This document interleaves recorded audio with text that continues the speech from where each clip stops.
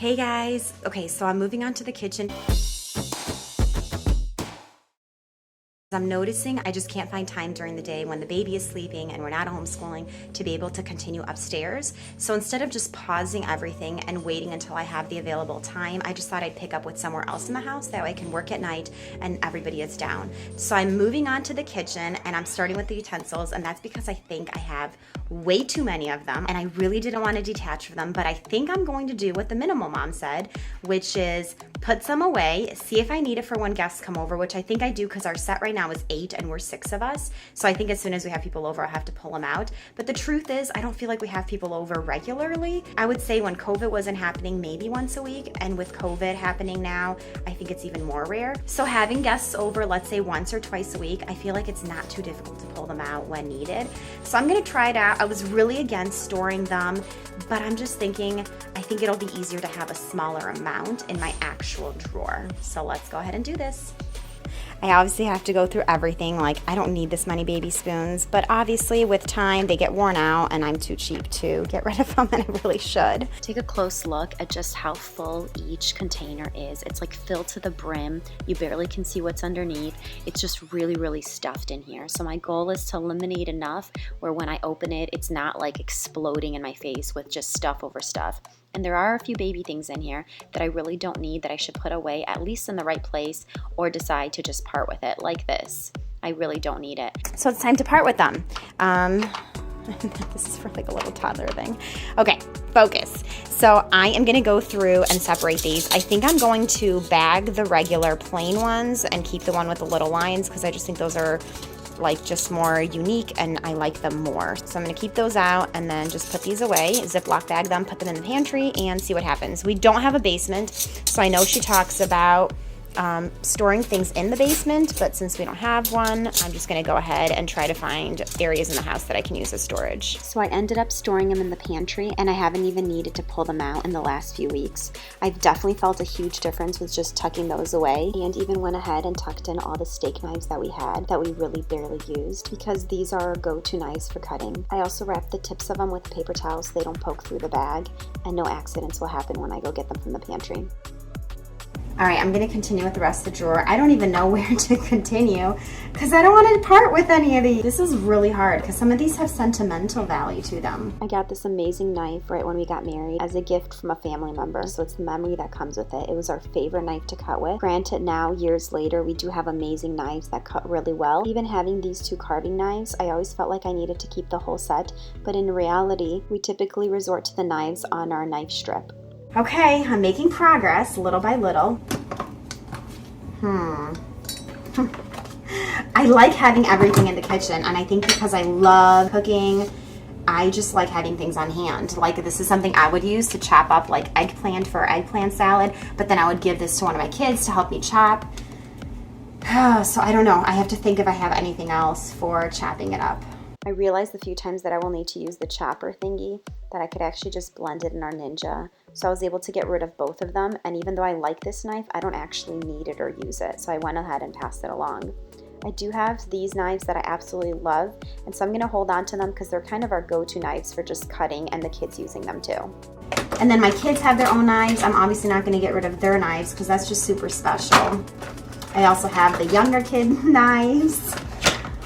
Y'all will definitely see that I love my kitchen stuff. I cannot emphasize that enough. And yet here's another knife hidden down underneath all the knives that we actually do use that I don't use and I could part with. Now that I've accepted the fact that I don't need to hold on to a whole set if I don't use the whole set. I should probably put these in their cases. I actually love having ones that have cases, and that's because when we go and have a picnic and I need a knife, I take one of the kids' knives because we have 2 of them that have a plastic cover, and I really, really, really like that.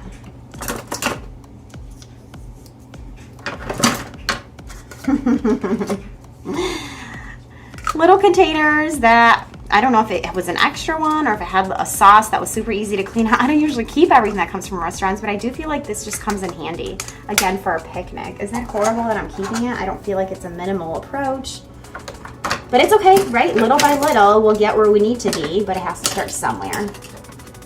So I kept the knives of the cases that belonged to my 10 and 8-year-old, and I decided to keep 1 instead of 3 for my 5-year-old, the plastic big cutting knife. Because the truth is we only need 1 of those for beginning cutters, and she's going to be switching to a regular knife very soon, since she's already practicing with the regular ones. I know I can get rid of baby spoons. This is just ridiculous. Seriously, that's ridiculous.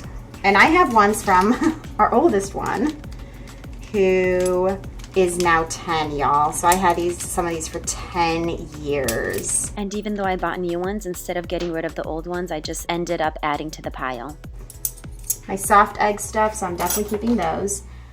I mean, things like this, right? Like, I don't have a baby anymore, so I don't need it. Maybe I should go with the baby stuff. I feel like I need accountability. I need help going through this. That's where my wonderful husband comes in. Even though he's busy now, I'll be asking him about everything that I decided to part with. With over 30 utensils for little ones, I was only able to get rid of about 6 of them in this video, but a lot more afterwards. I can do this, I can do this. It all seems really hard at first, but you get better and better as you go through it. I even have spoons and forks like this that the baby can use to feed himself, and so I honestly just feel like I have too much. Then I have things like this that are just for babies and should not be in prime locations like our kitchen drawer. They could actually just be tucked away with our baby stuff. In terms of toddler spoons and forks, there's no reason why we need this many, and they're in really bad condition because our 1-year-old decided to start chewing on them. All right, so my phone died, but in the meantime, I got this box covered in white just to make it match a little more, so I think that'll help a little bit. I actually got rid of a few more spoons, swapped a few things out just because I use these more often. These are little egg crackers. I don't think that's what they're called, but basically you put an egg in and then you use this to like crack the top. And what I like is the fact that with kids, this basically holds their egg and then they can eat the soft-boiled egg. So I really like this. This is a new thing. Like I said, I love my kitchen gadgets. I cannot say that enough. I should have another pair of scissors. Okay, I'm gonna move these here. I think it'll fit a little better on the side here. That's perfect, actually. Snug like a bug. I know I don't need this. It's a teether. I feel like it looks better already. Okay, now, I think I'm just gonna leave these here for now. I have 4 of them. Yeah, 4 cups. I have 5 cups. That makes sense. 1 for the adults and then 4 for the kids. And same thing with the syringes. So I think I'm gonna leave that the way it is. It's in the back. I know I should probably have it with the medicine stuff, but it's easier to like wash these out and then store them back here than to actually go into my medicine cabinet, which is not as conveniently located. And then I have this back here. I obviously don't use this as much, that's why it's in the back. I love this. This is what I mean by I don't think I can fully get rid of a lot of things, but this is my little torch. I know I don't need a knife sharpener because I already have one. Okay, so there's a story behind this. We went to a restaurant and they gave these for kids and I absolutely love it. So the girls wanted to bring them home. We ended up washing them and stuff, but I'm sure that we can get other ones and I could probably just dispose of all these. And then I probably can condense this to 1 or 2. This is me trying to make a heart and I ended up getting a heart. Hey, that's pretty decent, isn't it? Okay, I could probably part with that. I don't know, I really like these.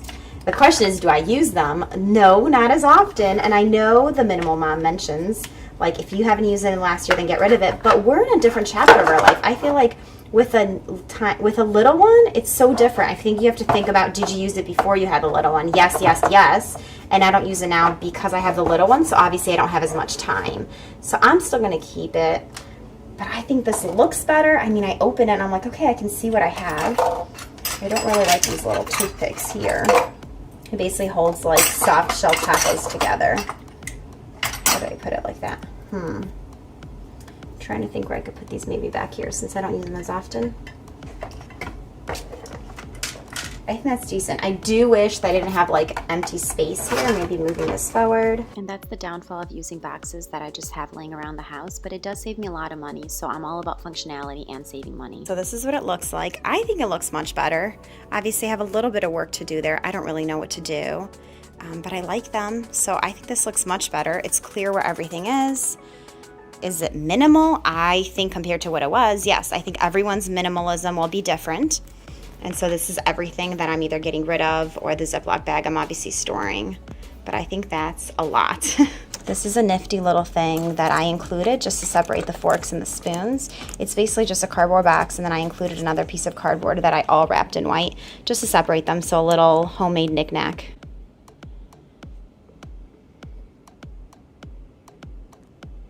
And once you go through a bigger sweep like I just did, it ends up becoming so much easier to get rid of other things. So actually over the course of a few weeks, I was able to eliminate even more, and I was able to move a few things into the drawer that weren't there before that needed a better location. So I wanted to show you each section and how it looks like. These are the spoons that I finally condensed down to. So over 30, and now we are down to only 13, split between the kindergartner and our 1-year-old, which I think is a great amount. So 36 items gone while I was doing this first sweep, with another 21 after this first sweep.